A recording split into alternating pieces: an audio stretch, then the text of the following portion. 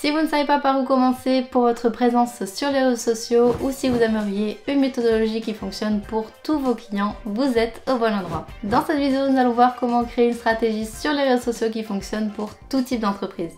One ring to rule them all. Que ce soit pour votre propre compte ou si vous êtes community manager pour plusieurs entreprises, c'est un schéma qui s'adapte à tout type de secteur et que vous allez pouvoir reproduire à l'infini.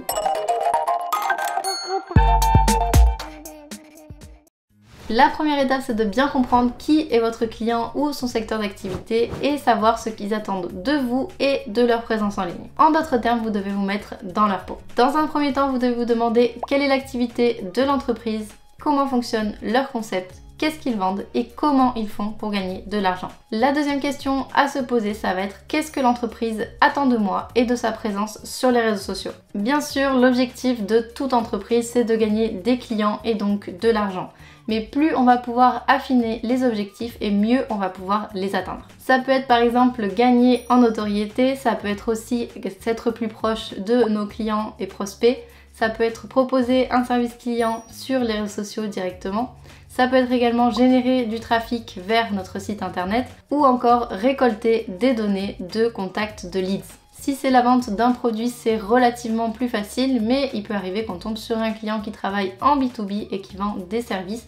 Et dans ce cas, ça va être vraiment important de bien déterminer quel est l'objectif de la présence en ligne. Peut-être que ça va pas être de vendre le service directement, mais plutôt de récolter des adresses email pour que le service commercial puisse ensuite les contacter. On va ensuite devoir définir la cible à qui on s'adresse.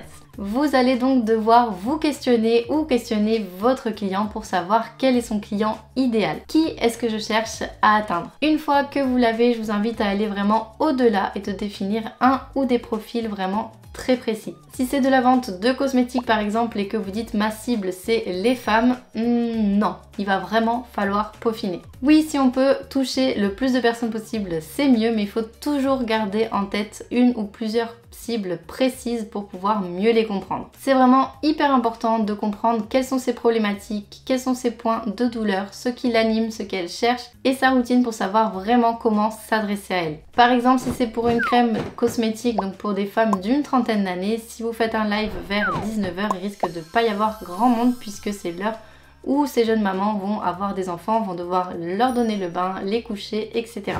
Dans la même idée, on va pas s'adresser de la même façon à des jeunes de 18 ans pour leur vendre du maquillage qu'à des femmes de 60 ans. On va vouloir une communication plus dynamique contre des arguments plus profonds. Et surtout, ça va de soi, on va pas forcément être sur les mêmes plateformes. Vous l'aurez compris, c'est donc primordial de déterminer exactement qui est la cible. Avant de commencer la partie intéressante qui est vraiment de réfléchir à une stratégie à mettre en place, je vous invite à faire une dernière analyse et cette fois-ci celle de vos concurrents.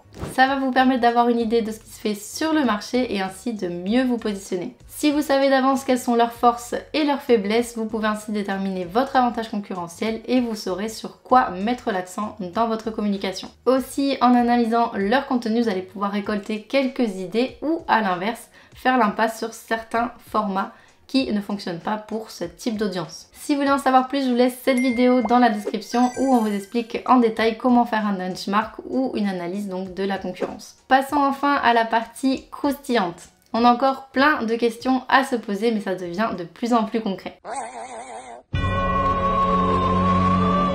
Premièrement, on va se demander quel type de contenu va intéresser notre audience. On va déterminer ce que l'on appelle des content pillars ou donc piliers de contenu. Ça va être les catégories de sujets que vous allez aborder. On en recommande entre 3 et 5. Ça va vous permettre de vous focaliser sur des thématiques bien précises et donc ainsi d'éviter de vous disperser et donc de perdre votre audience en abordant des sujets trop distincts. Par exemple, si vous êtes coach de yoga, vous allez peut-être partager la promotion de votre coaching personnel ou de vos ateliers, des exercices pratiques de respiration, des enchaînements de mouvements de yoga et des recommandations de vêtements ou de matériel de yoga. On pourrait également partager des sorties en plein air pour se ressourcer ou des recettes de cuisine bien-être, mais comme je vous le disais, l'idée c'est de se focaliser sur certains sujets pour pas perdre son audience avec trop de thématiques à la fois. Donc réfléchissez bien sur quel sujet vous aimeriez être vu comme un expert par votre audience. Une fois que l'on a nos catégories de contenu, on va réfléchir à la valeur que l'on va donner à nos posts. Et oui, pour que notre audience adhère à notre contenu, il faut que ça lui apporte quelque chose. Et c'est ce que l'on appelle les content value. Ça peut être du contenu éducatif, comme vous savez les carousels avec des astuces. Ça peut être du contenu inspirationnel, donc pour montrer le produit ou service en situation pour que les personnes se projettent. Par exemple, une recette de cuisine avec un des ingrédients ou un ustensile de cuisine que l'on aimerait vendre. Ou encore, troisième type de contenu, du contenu de divertissement. Souvent, on va utiliser ce type de contenu pour montrer à notre audience qu'on a vraiment compris ces problématiques et ce qu'ils sont en train de vivre. C'est le post typique que vous avez envie de partager parce que en le voyant, vous vous dites « Ah, c'est trop ça ». Avec ce type de contenu, on va renforcer un sentiment d'appartenance et de sympathie. Et si en plus on peut récolter quelques interactions et quelques partages, c'est juste le top. Ok, maintenant on a notre contenu. Alors sur quels réseaux sociaux on va publier? Eh bien cela va être étroitement lié avec votre audience et comme on le disait au début de vidéo, à votre client idéal. Mais pas que, puisqu'il faut également être connecté à la réalité. Être présent sur tous les réseaux sociaux, c'est possible à condition d'y être actif.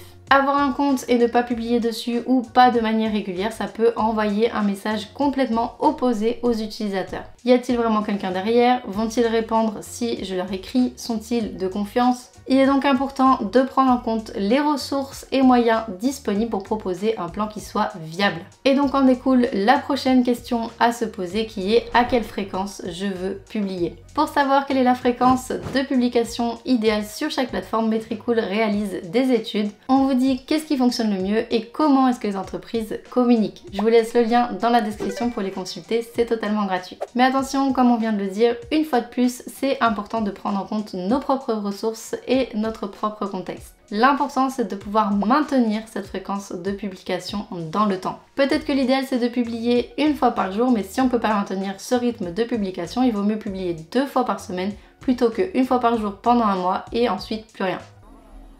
It's been 84 years. Et enfin, dernier point un petit peu bonus, c'est la mise en pratique de votre stratégie. Pour vous aider à accomplir vos objectifs, la fréquence de publication et de publier sur tous les réseaux sociaux que vous aurez déterminés.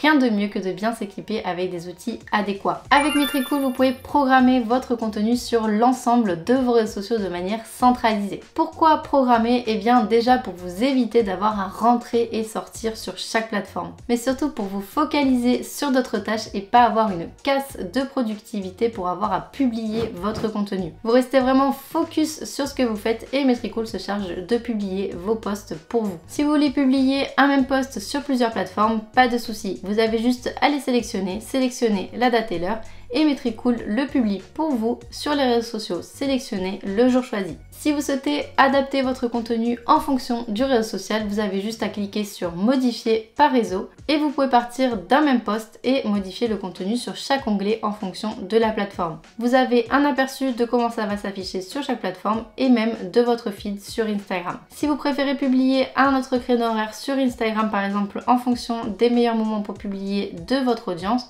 ok, il vous suffit juste de le faire glisser et de le déplacer dans le calendrier le jour et à l'heure de votre choix. Comme vous le voyez, c'est hyper intuitif et surtout ça va vous faire gagner beaucoup de temps. Et si vous vous posez la question, oui, il y a une version totalement gratuite sans engagement dans le temps, donc à vie.